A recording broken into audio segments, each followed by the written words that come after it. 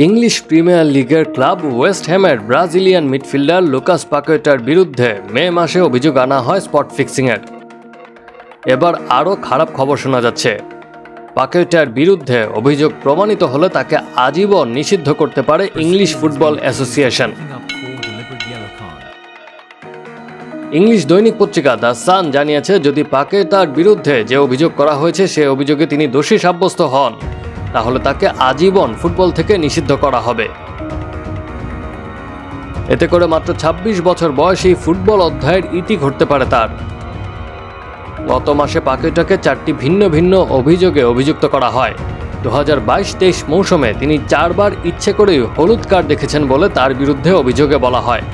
Leicester City, Aston Villa, Leeds United ও বর্নমাউথের বিপক্ষে ম্যাচে তিনি এই কাণ্ড ঘটিয়েছেন। অভিযোগে বলা হয় অন্তত ৬০ জন ব্যক্তি পাকুয়েটার হয়ে বেটিং ধরেন যে তিনি এই ম্যাচে ইচ্ছাকৃতভাবে হলুদ কার্ড খাবেন। তবে শুরু থেকেই নিজেকে নির্দোষ দাবি করে আসছেন পাকুয়েটা। ইতিমধ্যে নিজেকে নির্দোষ দাবি করে আইনি লড়াইয়ের প্রস্তুতি নিয়েছেন তিনি। চলতি মৌসুম শুরুর আগেই জানা যাবে পাকুয়েটার কপালে কি জুটতে যাচ্ছে। তবে লুকাস পাকুয়েটা ব্রাজিলের হয়ে কোপা আমেরিকায় অংশ নিতে যাচ্ছেন। Action sports.